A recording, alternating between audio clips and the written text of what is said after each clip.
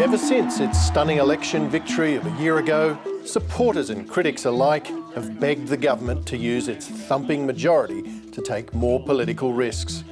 Tonight's budget is Labor's biggest roll of the dice since coming to office 4 years ago. It has embarked, in its own words, on the most consequential tax reform package in a quarter of a century. This is more than hyperbole. The political and economic risks of what it's undertaking are considerable. But if it works, Labor hopes its changes to the taxation and distribution of wealth will set it up for a third term and offer voters a counter-narrative against rising populist politics. It seeks to balance immediate challenges, fallout from the war in the Middle East by spending billions on energy resilience, and an inflation dragon by largely avoiding the temptation to shower short-term sugar hits on struggling households, with the long-term challenges caused by an ageing population, weak economic growth and a tax system the government argues favours older Australians with accumulated wealth over working-age taxpayers who are struggling to form families, buy homes and pay off debt.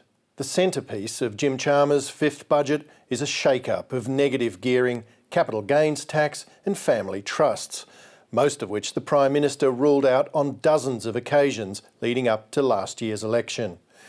While these changes will almost certainly find a welcoming Senate crossbench, Labor's political opponents will condemn them as a naked cash grab at the expense of older, wealthier Australians. But the government says its tax changes will help about 75,000 younger Australians over 10 years attain the dream of home ownership, and is further sweetening the deal with a tax offset for working Australians, a tweak that excludes retirees and welfare recipients. The politics of how this budget lands could depend on how three groups of people react.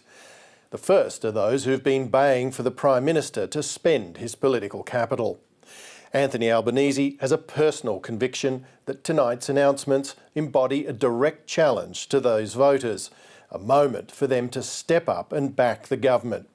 Even though a significant portion will be well-heeled retirees, many will face paying more in tax on their assets. The second group are younger voters, which the government says will be the beneficiaries of its tax changes. But this same cohort, millennials and Gen Z, will also be watching as millions of baby boomers and Gen Xers continue to benefit from grandfathered asset tax rules. The third group will be those who won't forgive the government for breaking its promises at the last election. The Treasurer is under no illusions about the coming political fight and has acknowledged that what the government is doing will be controversial. This budget is for first home buyers and it's for workers, it's for small businesses and it's for future generations. For one thing, it's not clear the changes will do much to simplify Australia's tax system.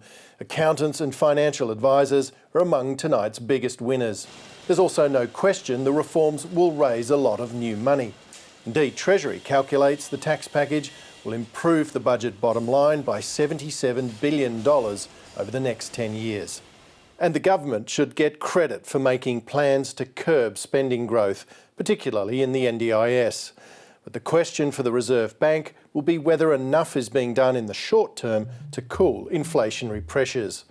More broadly, the ultimate question is whether governments can break promises and still prevail.